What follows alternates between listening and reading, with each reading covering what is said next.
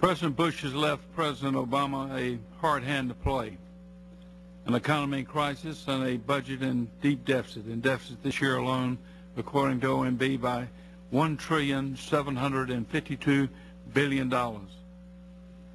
President Obama has responded with a budget that meets that challenge head on. Today we mark up a budget reflecting his major priorities. The President has recognized that we have not one but two deficits. The first is an economy clicking on four cylinders of six, running at 6.8% or $1 trillion below its full potential. To move our economy closer to its capacity, the President has signed into law a package of stimulus measures totaling $787 billion. Here's what the Congressional Budget Office says in its analysis of the President's budget issued last week. The adoption, I'm quoting, of the American Recovery and Reinvestment Act and the very aggressive actions taken by the Fed and the Treasury should help end the recession this fall. Let's hope CBO is right. The President has next turned to the budget. He sent us a budget to cut the deficit by half in 2013, from $1,752 to $533 billion in the year 2013. Now, it's all but impossible to balance the budget when the economy is in recession, and for that matter, it's also not advisable. Much of what we do to make the economy better necessarily makes the deficit worse, at least for the short run. But here's the stark reality.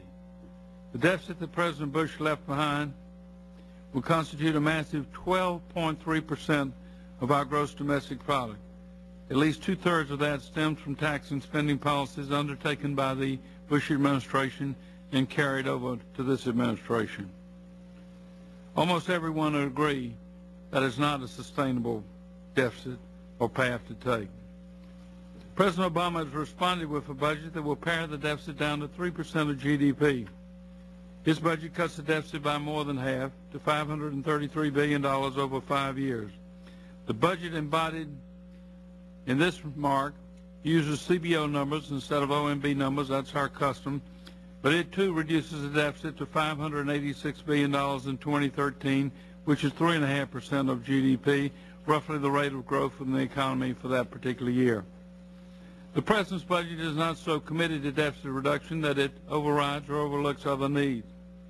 In fact, it takes on topics that early budgets have found too tough to tackle, like health care for the millions of Americans, 46 million, who don't have adequate insurance. On top of that, it puts defense spending on a more sustainable path with a moderate increase, around 4%. And in spite of the deficits, the President's budget launches some bold initiatives to make our economy more productive and our people more competitive. First in education, and in Pell Grants in particular. Next in health care for 46 million who are uninsured. And finally in alternative energies to reduce our dependence on foreign oil and the depletion of our environment. This mark upholds those priorities. Now, critics will single out instances where additional revenue is raised, but the bigger picture will show that this budget leaves in place the middle income tax cuts adopted in 2001 and 2003, the 10% bracket, the child tax credit, and relief from the marriage penalty. It indexes the alternative minimum tax to keep it from burdening middle-income taxpayers for whom it was never intended. It also extends the state tax exemptions at 2009 levels and indexes those exemptions for future years. Our colleagues on the other side of the dais have complained about President Obama's tax and spending policies, but let me read you from CBO's nonpartisan analysis of the President's budget issued last week. Quote, proposed changes in tax policy would reduce revenues by an estimated $2.1 trillion over the next 10 years. That's CBO. That's CBO talking about the extent to which there is tax reduction built into our mark. The mark before you, the President's major initiatives, those in health care, energy and education, and the environment, are all implemented by way of reserve funds. And I would stress that these funds are all deficit neutral and yet to be funded. The mark before you sounds all of these themes, and with a few exceptions embraces the President's budget completely. This is just the beginning, but a bold beginning for 2010's 5-year budget process. I would note that this mark is in the form of a 5-year budget, using CBO scoring and CBO's estimates of the economy. OMB has projected its budget over 10 years, but a 5-year budget is not unusual. In fact, it's the customary time frame for budgeting. In recent years, 4 deficit reduction plans have enacted, and all have implemented 5-year budgets. That was true of Graham Underwood Hollins, true of the Bush Budget Summit in '91, and true of the Clinton budget in '93, and true of the Balanced Budget Agreement of 1997. They were all 5-year, multi-year agreements. The farther forecasts run into the future, the more tenuous they become, particularly when circumstances are as disruptive as they are today. It's hard enough to predict the economy in 10 months, much less 10 years. 5-year forecasts are therefore more realistic, and if the projected results do not pan out, they're more amenable to adjustment. To see how uncertain projections can be, look at CBO's recent experience. Just since last January, CBO's estimate of the deficit is off by $400 billion for this year alone.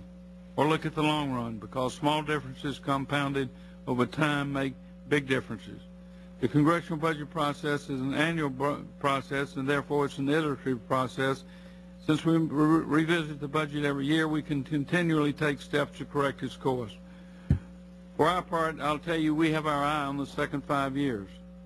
And as we approach 2015 and 2016, we'll be making corrections to see that the deficit stays on a downward trajectory. But those corrections can be made better when the economy emerge from this severe recession. The fiscal situation we face today stands in marked contrast to the fiscal situation the Budget administration faced 8 years ago, the Bush administration. Under President Clinton, the budget was balanced in 1998 for the first time in 30 years. From 1998 to 2001, some $400 billion in Treasury debt was paid off. The year before President Bush took office, the budget ran a surplus of $236 billion. But during the 8 years on his watch, budget deficit soared back, government debt all but doubled, and spending grew dramatically. Instead of inheriting a surplus, President Obama inherited a deficit, at least $1.3 trillion of which is a carryover from the Bush administration. When he took office in 2001, President Bush took control of a 10-year surplus that was estimated to be $5.6 trillion. We beseech the President to act carefully and deliberately with those funds, and to realize that though he seemed to be sitting on an island of surpluses, he was surrounded by a sea of red ink. We thought, many of us, that these surpluses should be used to pay off outstanding government debt. This would have increased net national saving and rendered the Treasury more solvent to meet the claims of the baby boomers for Social Security and Medicare. President Bush told us we could have it all, guns, butter, and tax cuts too, and never mind the deficit. Well, 8 years and $5 trillion of debt later, the country is confronted with the worst deficits in our peacetime history, $1.7 trillion this year and $1.2 trillion next year. That's the context in which we make this markup today.